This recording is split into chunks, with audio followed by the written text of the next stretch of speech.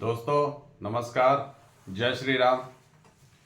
संवाद टीवी के इस नए अंक में आपका स्वागत है।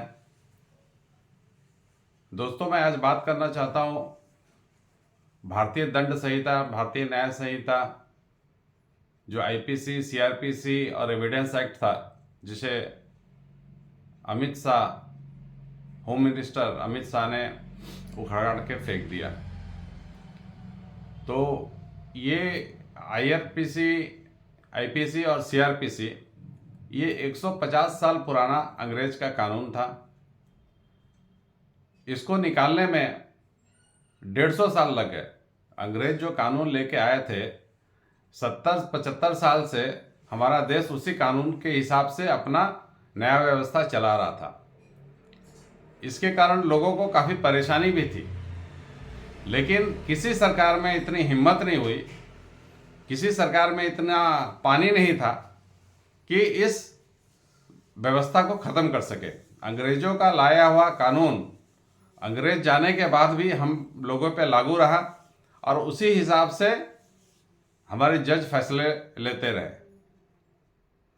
तो इसको एक झटके में अमित शाह, हमारे माननीय गृह मंत्री, इसको उखाड़ के फेंक दिए।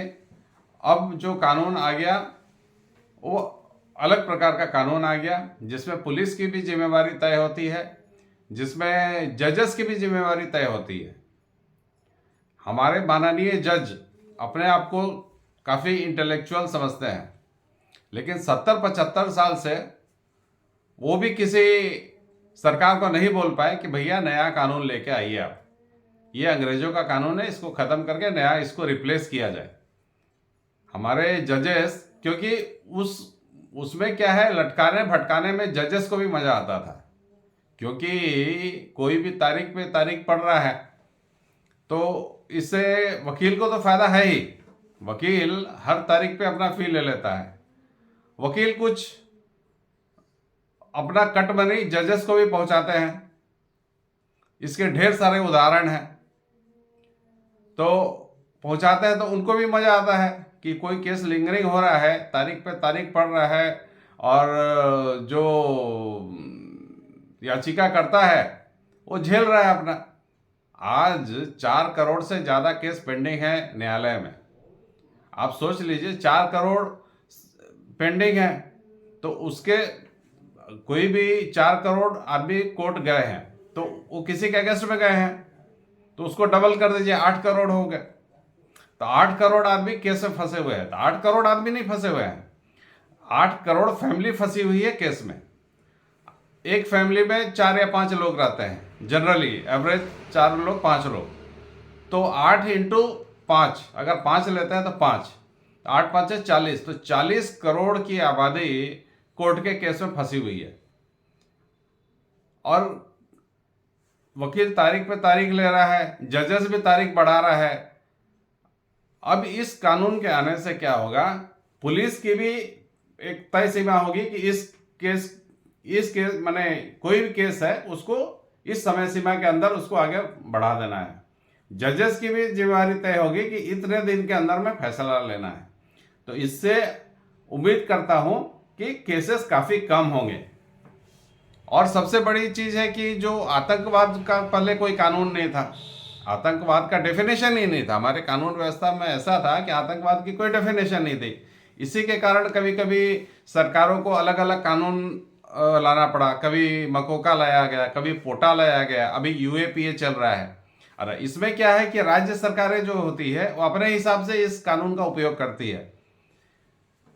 राज्य सरकारें, ऐसी भी राज्य सरकारें रही है कि कोई भी राज्य सरकार के खिलाफ बोल दिया तो उस पर पोटा लग गया, उस पर यूएपीए लग गया। इस तरह का भी कानून का काफ़ी दुरुपयोग किया गया है। इस चीज़ से अब मुक्ति मिलेगी।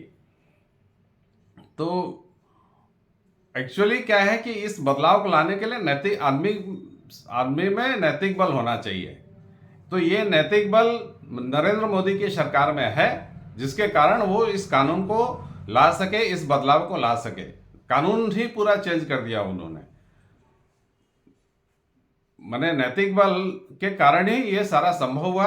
और जो उनके पीछे जनमानस है, इसी के कारण आगे वाले समय में लगता है वोटों का जो गणित है मतलब नरेंद्र मोदी के पक्ष में जा रहा है। ये हमारा सोचना है और भी काफ़ी लोगों का सोचना है। जो भी सनातनी भाई बंधु हैं वो इस हिसाब से सोचते थे। पहले क्या था कि राजद्रोह कानून था, राजद्रोह अंग्रेजों का बनाया हुआ कानून था। अगर आप शासन व्यवस्था के खिलाफ कुछ बोलते हैं तो आप पे राजद्रोह कानून लग जाएगा। तो इस चीज़ को भी खत्म किया गया। अब देशद्रोह कानून आया है। अगर आप देश के खिलाफ बोलते हैं, देश की संपत्ति को नुकसान पहुंचाते हैं, पहले इसी चीज़ का फायदा हमारे शांतिप्रिय समुदाय के लोग काफ़ी उठाते थे। इसमें क्या था कि कहीं संपत्ति तोड़ दिया, कहीं बस जला दिया, तब इसको परिभाषित करने के लिए कोई कानून नहीं था।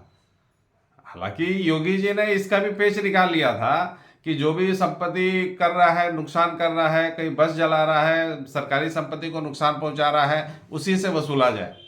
तो इस योगी जी इसको कर रहे थे, इसको भी सुप्रीम कोर्ट में चुनौती दिया गया।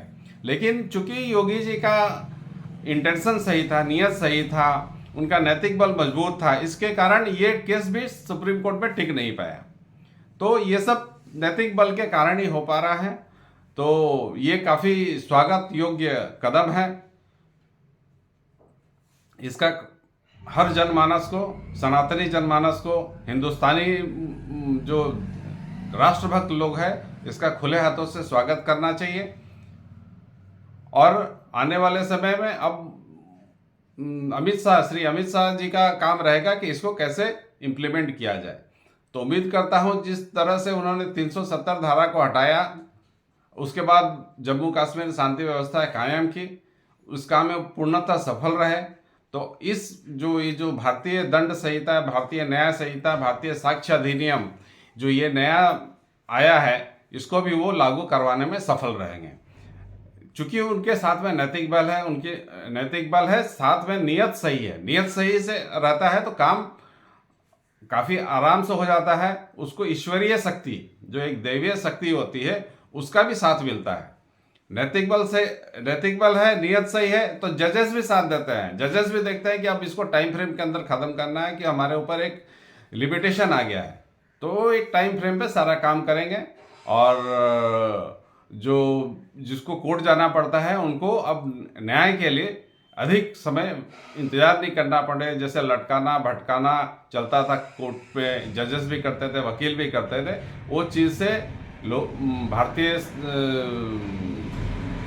भारतीय लोग जो है इस संकट से ये पा सकते हैं, अपने आप को निजात पा सकते हैं। फिलहाल दोस्तों इतना ही बहुत स्वागत योग्य कदम है। और मैं अपने चाहने वालों से, अपने जो सब्सक्राइबर हैं, उनसे कहूँगा इसको लाइक कीजिए, शेयर कीजिए। आपके लाइक करने से मुझे मोटिवेशन मिलता है, और इस तरह के जो भी अच्छे समाचार है, पॉजिटिव न्यूज़ है, सकारात्मक बहस मैं आपके सामने और भी आगे लेके आ सकूं, तो आपका लाइक हमारे लिए काफ़ी मायने रखता है। और आप इस पर कमेंट भी करें, और किस विषय पे और कुछ आप डिस्कशन चाहते हैं, उस पर भी हम चर्चा करेंगे। धन्यवाद दोस्तों।